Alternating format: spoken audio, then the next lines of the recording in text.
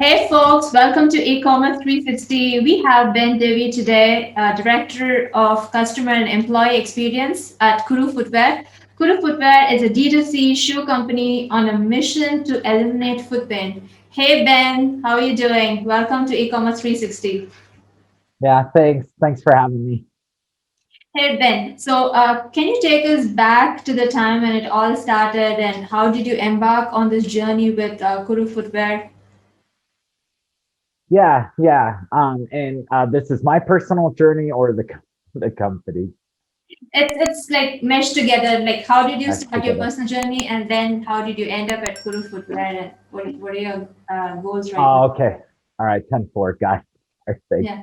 Um, yeah, so for me, ever since I was 16, Mm-hmm. I've had call center jobs. Mm-hmm. Um, in general, in Salt Lake City, there's just a lot of call centers. So, and I moved around and then got promoted up through leadership positions at other companies. And one of my colleagues, when I was at DirecTV, we were sales managers at different sites here in Utah. She had actually applied and accepted the position for Kuru Footwear and then Mm-hmm. had a death in the family. So she had to withdraw. And the CEO at the time, Brett, asked her who else she knew in the space that would be a good fit, and she referred me. I actually got a call from Brett, our CEO, Wow. one late Friday night, talking to me about the opportunity. And I'd never heard about Kuru Footwear before. So I checked them out and came in and Mm-hmm. thought it would just be a really cool experience. When I first started, um, I mean, we were small enough that like our CEO Brett was still had a line where if our customer service calls overflowed, he was still taking phone calls. We had people in the warehouse taking customer service calls. I mean, it was really small when I first started, and so and that was one of the cool opportunities for me was coming in and being able to help them build the customer experience from scratch. And um, Brett, our CEO, he shared his vision with me, and he gave me a lot of autonomy in reference of like, okay, here's my vision. Can you Mm-hmm. for our customer experience? We got on the same page, and then like, hey, can you go and execute that? And 5 years later, I'm still loving it.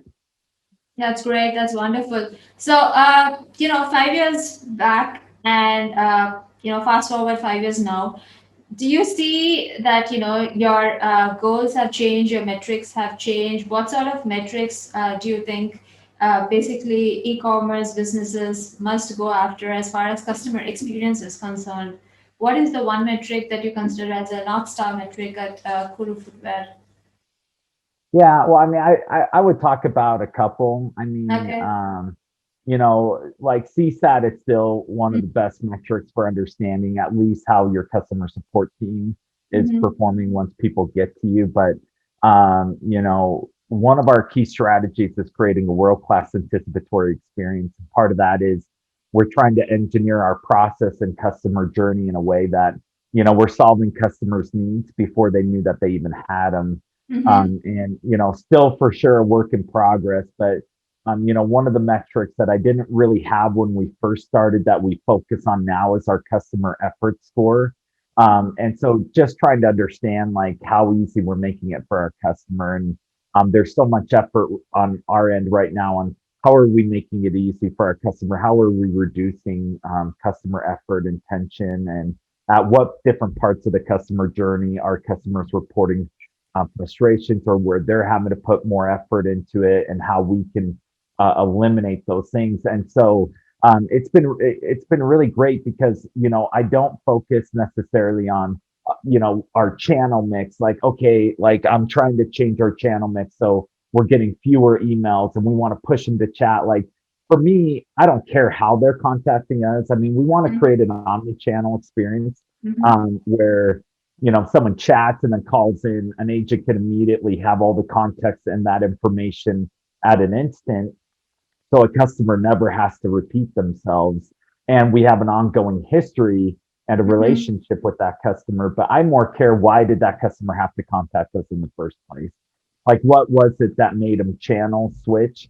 Mm-hmm. from, hey, I was trying to do this online on my own to now I'm having to contact your customer support team. So Mm-hmm. we focus a lot on eliminating that.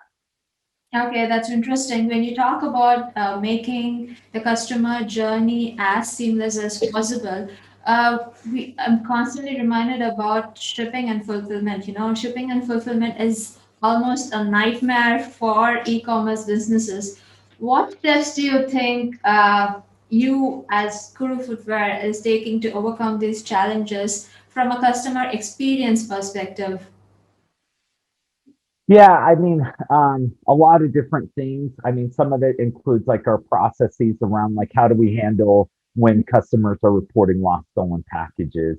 Mm-hmm. We've been very fortunate that our percentage of conversations related to when customers are reporting lost or damaged packages is Mm-hmm. extremely low. But then, part of that strategy of making it easy and anticipatory experiences.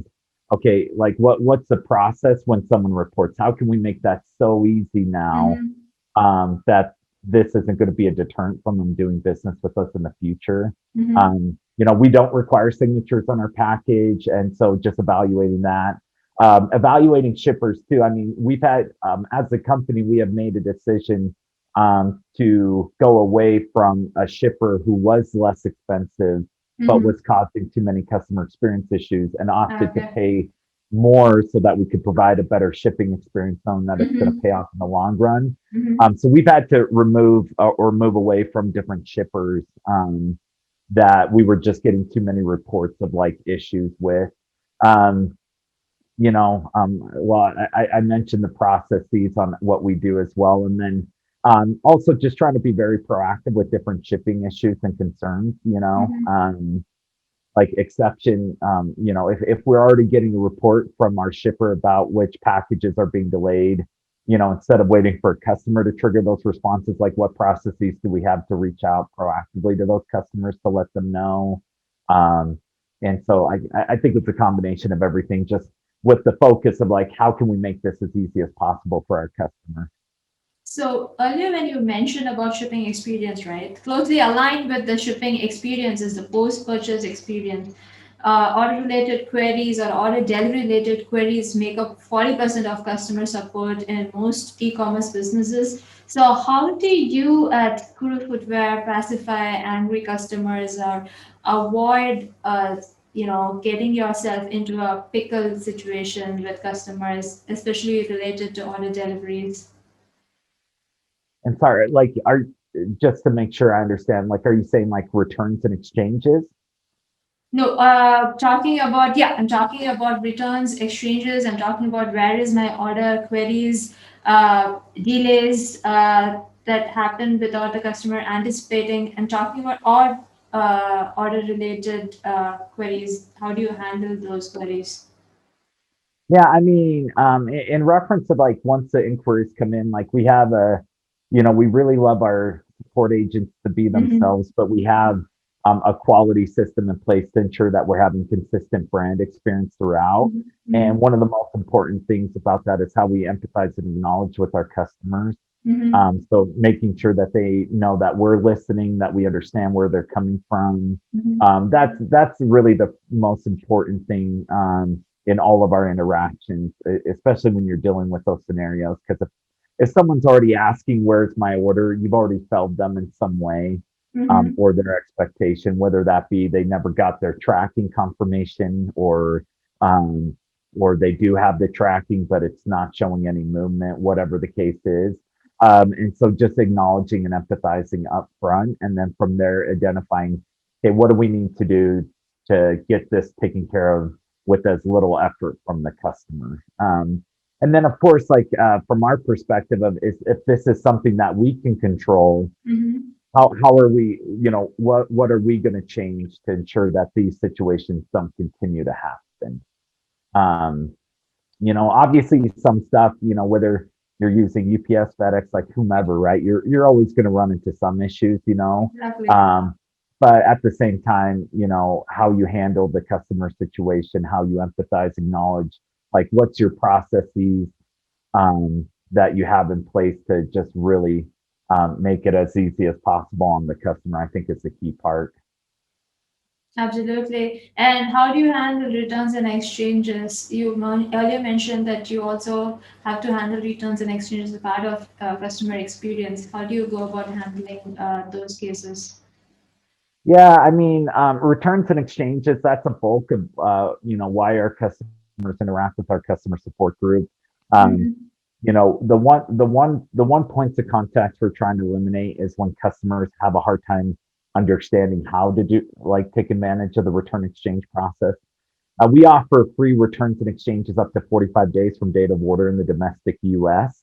Mm-hmm. Um, and we still offer internationally, we offer returns and exchanges. We just don't cover the return shipping in those cases.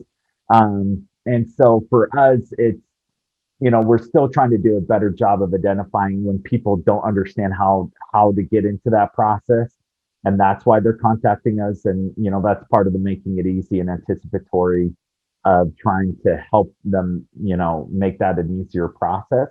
And we have a lot of returns exchanges where it's just in reference of, we're all about solving for foot pain. And so you get a lot of different people with a lot of different foot problems. Yeah. And so we try to be as empathetic as possible to the foot Mm-hmm. pain that they're going through. And then we try to help, our agents are called Kuru Gurus, and we call them that because we really try to be as knowledgeable as possible in reference of like, okay, so if you're experiencing Morton's neuroma, you have fallen arches, and you're having plantar fasciitis, based off our data and previous customer feedback, we think you're going to have most success with this style. The Mm-hmm. cool thing is our marketing and e-commerce team has already done a great job of creating a customer journey on the site to help people identify those styles in advance. But sometimes, so we have a lot of just sizing questions like, hey, and sometimes you'll have customers that rattle off 5 different foot problems and then ask, so which Mm-hmm. one is going to be best for Mm-hmm. me? Mm-hmm. So that's where we jump in a lot, as well as setting expectations. Mm-hmm. Um, we have we say we have a break-in period with our footwear, and we have a patented support built into our footwear itself. And no one's used to this, and so you get a lot of people where when they wear our shoes for the first time, their body's like adapting to the support. And sometimes they go through, you know, like my first pair of Kurus, I actually got really bad lower back pain for like the first Wow. 3 days. And Mm-hmm. that's just while it was realigning my body. And so we have a lot of conversations where Mm-hmm. it's about like, hey, how long have you worn them? Hey, if you've only worn them for an hour, keep wearing them, give it Mm-hmm. time. If Mm-hmm. the fit's right, just give it more time, especially if someone's dealing with a foot injury. And one of the things that we did is we kept getting that question so often that we actually created a email that goes out to Uh, customers 2 days after purchase to uh, explain the break-in mm-hmm. period in detail. Mm-hmm. Um, but yeah, and then and then from there we just help the customers as much as we can with the return exchange process, whether they are deciding like, hey, I'm going to return it for a refund, or hey, I want to exchange it for a Mm-hmm. different size, or maybe even try another style. That's interesting how you're going through process of educating your customers while your package or while their package is still out for delivery. That's very interesting. So talking about empathy, I came across Kuru Cares as an initiative that has been on for quite some time now. Would you say that shoppers are increasingly opting for brands that are more socially responsible? Yeah, I mean, I think so. I mean, I think in general, you know, people want to, you just see more of a trend of people with the value set system, and they want to do business with other companies that they feel have that same value Yeah. system. And Mm-hmm. so I think that for sure is growing in importance when it comes to someone making a decision on who they're going to select to solve whatever job to be done they have. And so, and our CEO, Brett, like that's a very much part of like who he is. And, and there's just a lot of initiatives that he does. So he's just always been a great example of that. But yeah, I think it for sure is growing in importance. That's amazing. That's a brilliant initiative. So, as a final question, as a wrap up, how do you envision the future of e-commerce customer service is going to be like? What's going to go boom and what's going to go bust? What are the trends that you envision for the future of e-commerce? Yeah, I mean, I think great question. I mean, the the CRM platform that we use, that we partnered with, that we felt really strong was a good match for like our values. And um, they talk about radically personable customer experiences. Mm-hmm. um, I think people more and more, especially if you do repeat business with the company, I think we all want to understand that they know who we are. Mm-hmm. And so I think, as we continue to engineer customer journeys and experiences where it's so easy to identify who the customer is, and honestly, I think like, with how busy and hectic everyone's lives are getting and just getting busier and busier, I think those companies that excel at making incredibly easy experiences are going to gain the most customer loyalty in the long run. So I think Mm-hmm. the companies that can really nail on the head, especially from an e-commerce perspective of like, holy cow, they were so incredibly easy to do business with, Mm-hmm. they're the ones that are going to start coming out more and more ahead. And again, that's where our focus is, I mean, apart from just creating a great customer journey where we're educating and make, Mm-hmm. but it's all about that customer effort. Like, what are the friction points? And so that's where I see it going is, how anticipatory can we really be? And then how personalized can we make it where, people that are coming back to us, they know that we know who they are, and Mm-hmm. that's very evident when we interact with them. That's great. So make it personal, make it relatable, make it easy. So that's great. Let's call it this a wrap. Thank you so much, Ben, for having coming on this podcast and unpacking a lot of insights about the customer experience.